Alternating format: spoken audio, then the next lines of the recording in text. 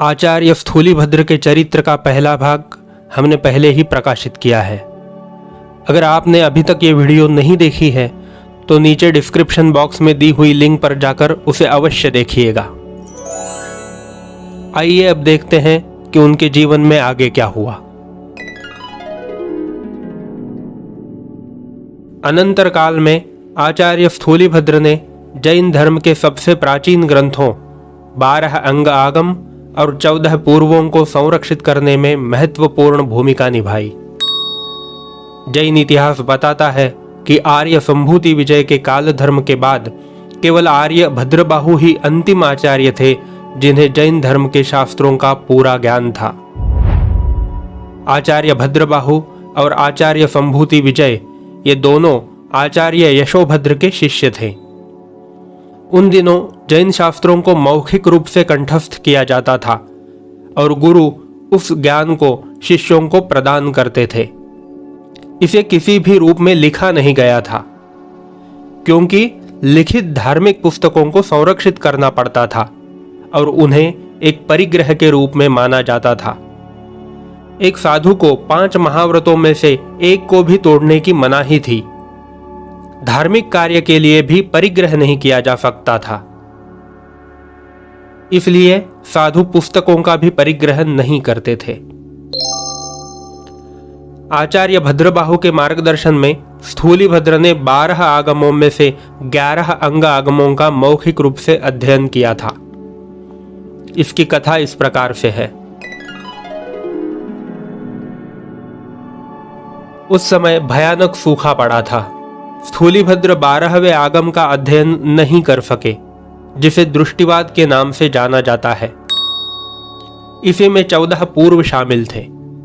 अकाल के दौरान आचार्य भद्रबाहु स्वामी अपने शिष्यों के साथ दक्षिण भारत चले गए। आचार्य स्थूलीभद्र शेष भिक्षुओं के प्रमुख भिक्षु के रूप में पाटलिपुत्र में ही रहे। अकाल के कठोर समय में भिक्षुओं को अपने नियमों का पालन करने में कई कठिनाइयों का सामना करना पड़ा। इसके अलावा भिक्षुओं की याददाश्त भी फीकी पड़ने लगी, यहां तक कि अंग आगम को भी भुला दिया जाने लगा। यह अकाल बहुत लंबा चला, 12 वर्ष तक चला। अकाल के बाद आचार्य स्थूलीभद्र ने आगम के ग्रंथों की फिर से गणना करने के लिए एक महासभा बुलाने का फैसला किया, ताकि जो भिक्षु उन्हें याद करते हैं वे दूसरों को सिखा सके। यह धर्म महासभा आचार्य स्थूलीभद्र के नेतृत्व में पाटलिपुत्र में हुई। इस महासभा में 12 आगमों में से 11 को मौखिक रूप से फिर से तैयार किया गया था, लेकिन किसी भी साधु को 12वां अंग आगम और उसके 14 पूर्व याद नहीं थे। उसका ज्ञान केवल आर्य भद्रबाहु स्वामी को ही था, परंतु वे दक्षिण भारत की यात्रा पूर्ण कर उत्तर में नेपाल के पर्वतीय क्षेत्र में विशेष तपस्या और ध्यान साधना कर रहे थे। जैन संघ ने आचार्य स्थूलीभद्र और अन्य विद्वान जैन भिक्षुओं से अनुरोध किया कि वे आचार्य भद्रबाहु स्वामी के पास जाएं और 12वें अंग आगम को तैयार करें। चूंकि यह एक लंबी यात्रा थी, निकले हुए कई साधुओं में से केवल स्थूलीभद्र ही नेपाल पहुंचे। उन्होंने आचार्य भद्रबाहु स्वामी से 12वें अंग आगम और उसके 14 पूर्वों को सीखना शुरू किया। एक बार स्थूलीभद्र की साध्वी बनी हुई बहनें उन्हें वंदन करने के लिए नेपाल आईं। उस समय स्थूलीभद्र ने 14 में से 10 पूर्वों को सीख लिया था। उनमें से प्राप्त हुए चमत्कारी ज्ञान का प्रत्यय वे बहनों को दिखाना चाहते थे। वे गुफा में गए और अपने ज्ञान के बल से उन्होंने सिंह का रूप धारण कर लिया।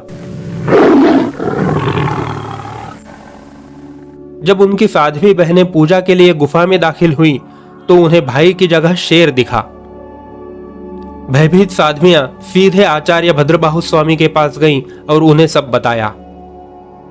आचार्य भद्रबाहु स्वामी समझ गए कि क्या हुआ होगा और उन्होंने उन्हें फिर से अपने भाई से मिलने के लिए गुफा में जाने को कहा। इस बार स्थूलीभद्र अपने मूल रूप में थे।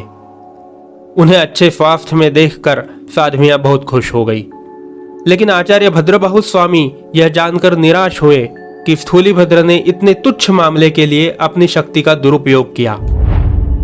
उन्होंने महसूस किया कि स्थूलिभद्र अभी आध्यात्मिक शक्ति के लिए परिपक्व नहीं है, इसलिए उन्होंने बाकी 4 पूर्व पढ़ाने से मना कर दिया।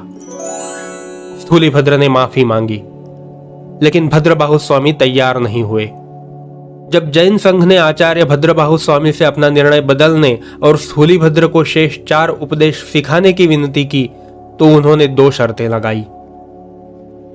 वे स्थूलिभद्र को अंतिम 4 पूर्वों का अर्थ नहीं सिखाएंगे और स्थूलिभद्र किसी भी साधु को अन्य 4 पूर्वों की शिक्षा नहीं दे पाएंगे। स्थूलिभद्र ने शर्तों पर सहमति व्यक्त की और शेष 4 पूर्वों को सीखा।